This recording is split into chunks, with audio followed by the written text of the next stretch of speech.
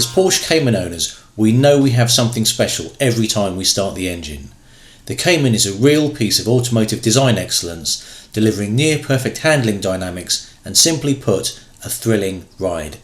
Through the videos on this channel and the comments we share, we all understand this.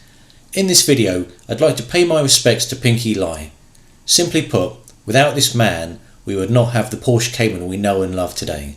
The exterior design work of the original Porsche Cayman 987 is 100% singularly attributable to this hugely pivotal figure in the history of Porsche automotive design. Pinky Lai was born in 1951 in Hong Kong. A self-classified hippie and skateboarder in his teens, his later student life was spent studying automotive design at the prestigious Royal College of Art in London. After graduating from the RCA, his early career was spent working at Ford and BMW as a car designer. However, as Cayman owners, we're more interested in his 25 years working for Porsche, starting in 1989. At the time of his joining Porsche, if you had the money, you could purchase a 928, a 944, or the latest 911, the 964.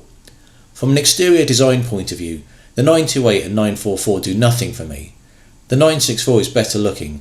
However, at this point in time, we have yet to see those distinctive rear arches that I associate with my Cayman. It's no secret that during the 1990s, Porsche was in serious financial trouble. At one point, Toyota offered to purchase the company. However, the Porsche family were unwilling to sell. With the very livelihood of the firm at stake, Porsche had to metaphorically pull a rabbit out of the hat just to survive. Enter the magical maestro, Pinky Lai, with the biggest transformation ever to the 911 model range, his 911 996. There was little in common with the 911 before, the 993. An all-new chassis, the move to water cooling, and a complete restyle on the exterior. Nothing was off the table during the redesign process. Pinky Lai was one of the 4 senior designers who submitted design sketches for the 996, and after an internal battle of the pens, he emerged as victor. Being trusted to design the next 911 for Porsche was a major win for Pinky, and elevated his status throughout the design department. The sales figures were so good for the 996 after it launched that Pinky was automatically given the design brief for the 996 Turbo. This had never happened before at Porsche. Typically, designers have to compete against each other before their designs are approved by committee. Pinky impressed the panel so much with his original 996, he was simply handed the design brief for the Turbo model without an internal competition.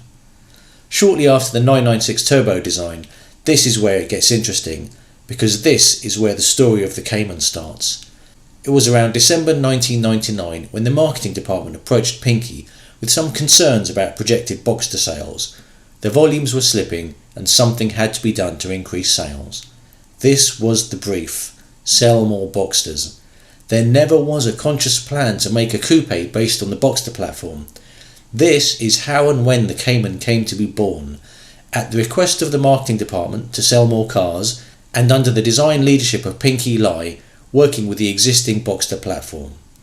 The rest, as they say, is history, my friends.